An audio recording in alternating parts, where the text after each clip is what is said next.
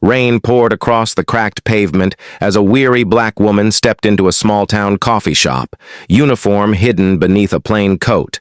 She only wanted warmth after a long drive, but the room froze the moment she entered.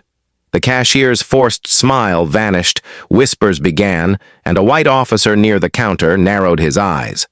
Seconds later, a cup of steaming coffee flew from his hand, splattering across her coat, burning her skin. Laughter rippled through the silence. He called her another troublemaker. What he didn't know, what none of them knew, was that she wasn't a visitor. By sunrise, she'd be the highest authority in that department. Earlier that morning, the woman, Chief Denise Carter, had driven for hours toward her new assignment. The town of Ridgefield was small, quiet on the surface, but its file was thick with complaints, racial profiling, internal corruption, and cases mysteriously closed. She'd been chosen precisely because she didn't flinch from difficult posts. Her promotion had been kept under wraps until her formal introduction the next day. The coffee shop incident wasn't part of her plan. She'd stopped for a quick break, unaware she was walking into a place where the police and locals mingled daily. When the officer threw that cup, she saw more than anger.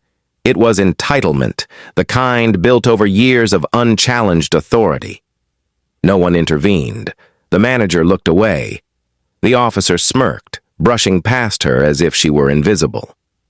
Denise didn't respond. She wiped the burn with a napkin, steady and silent, her mind already calculating. This was the culture she'd come to dismantle. Every dismissive glance, every cowardly silence told her what kind of storm awaited her at the station. As she left, she noted the officer's badge number, the watch on his wrist, and the way others deferred to him. A leader, she thought, but of rot, not order. That night in her hotel room, she reviewed Ridgefield's police roster. There he was, Sergeant Paul Henders, decorated, respected, and internally untouchable. The next morning she would meet him again, but this time the dynamic would reverse. The same hands that threw coffee at her would be forced to salute. The town believed they knew her place. By dawn they would learn she defined it herself. Morning came with a heavy sky. The station buzzed with routine chatter, unaware of what was about to unfold. Denise entered in full uniform, badges polished, posture unshakable. Every head turned. Conversations died mid-sentence. Recognition flickered across Sergeant Henders' face, followed by disbelief, then dread. The woman he had humiliated less than 24 hours ago now stood at the front, flanked by regional officials.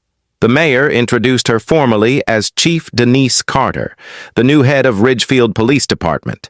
Applause followed, hesitant and uneven. Henders forced a grin, but his eyes betrayed calculation. How much she had seen, how much she knew.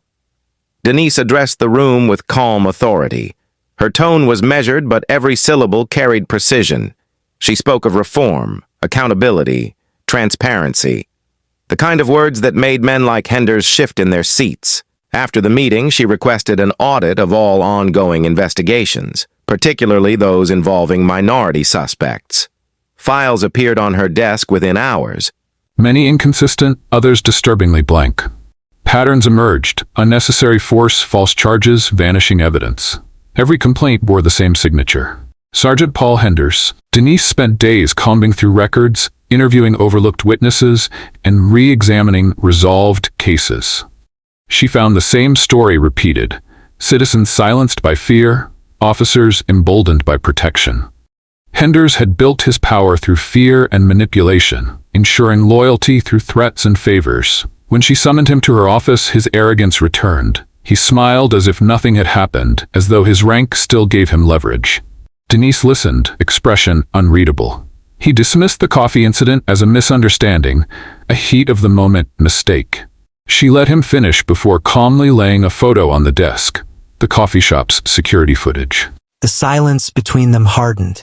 His jaw tightened, but before he could speak, she slid another file forward. Internal records tying him to falsified reports. One by one, She unfolded his career's hidden crimes. That evening, she called an emergency meeting. Every officer attended, including Henders. Denise presented the findings publicly, her voice steady, unflinching. The room's air shifted. Some avoided eye contact. Others watched with quiet relief. She didn't need to raise her voice. Truth carried its own gravity. By the end of that day, Ridgefield's silence had cracked open. The same town that once looked away began whispering again. But this time, the whispers carried her name. Henders' authority collapsed overnight. His allies scrambled, his reputation shredded by the very system he once controlled.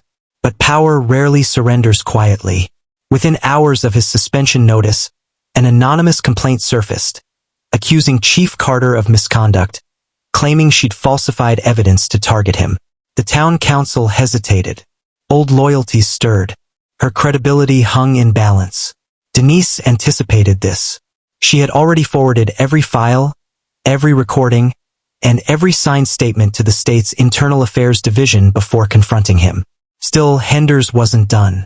He arrived at the station uninvited, rage twisting through his calm facade. Officers froze as he stormed into her office, shouting about witch hunts and revenge. She didn't rise from her seat. Her silence unnerved him more than any threat. He demanded respect. She answered with a single envelope, the official termination order bearing her signature and the state investigator's seal. The moment stretched, tense and irreversible. His face reddened, veins pulsing beneath the uniform he no longer deserved. He called her every name he could conjure, none of them professional, all of them revealing what kind of man he truly was. Security escorted him out as the station watched. The same hands that once, through scalding coffee, now trembled in humiliation. His final glare met hers through the glass wall, a silent promise of vengeance that no longer carried weight. When the door shut behind him, Denise exhaled for the first time in days. Outside, the town square was filling with reporters, cameras already rolling. She stepped forward, unshielded, and faced the questions directly. No speeches, no dramatics, only truth. The footage of Henders' outburst spread across every local network. For the first time, Ridgefield's citizens saw what had been festering behind its polished badge. What began as a moment of humiliation in a coffee shop ended as public reckoning. A power structure breaking in real time. Weeks later, Ridgefield no longer looked the same. The coffee shop where it began had new management. The walls, once echoing with silence, now carried posters about respect and equality. Small gestures, but visible ones. At the station, reforms were underway. Officers attended bias training. Complaint hotlines opened for the first time in the department's history. Some resigned quietly. Others stayed, willing to change. Denise didn't seek recognition. She avoided interviews, declined awards. Her focus stayed on rebuilding trust, one case, one street, one citizen at a time. She spent evenings walking through neighborhoods that once distrusted the badge she wore. People stopped her, not with fear, but with guarded gratitude. Sergeant Henders faced criminal charges after further investigations exposed a decade of misconduct. Several of his cases were reopened, freeing 2 men wrongly imprisoned under his watch. The same justice system that had protected him now dismantled his legacy piece by piece. Denise knew her victory wasn't personal. It wasn't even complete. Racism didn't vanish with one firing. It simply learned to hide. But exposing it, forcing a community to confront what it tolerated, was a start. She understood the deeper truth. Authority means nothing if it shields injustice. Months later, as she drove past that same coffee shop, she slowed at the corner window. The rain fell again, same as that morning. Different atmosphere. No stares. No whispers. Just people, ordinary and equal. She parked for a moment, watching, remembering. Then she turned the engine back on and left, without entering, without needing to. In Ridgefield's history, her arrival would mark a divide, before and after. A quiet revolution led not by speeches or protests, but by a woman who endured humiliation and answered it with structure, proof, and consequence. Some called it reform. Others called it justice. Denise called it the job she was hired to do.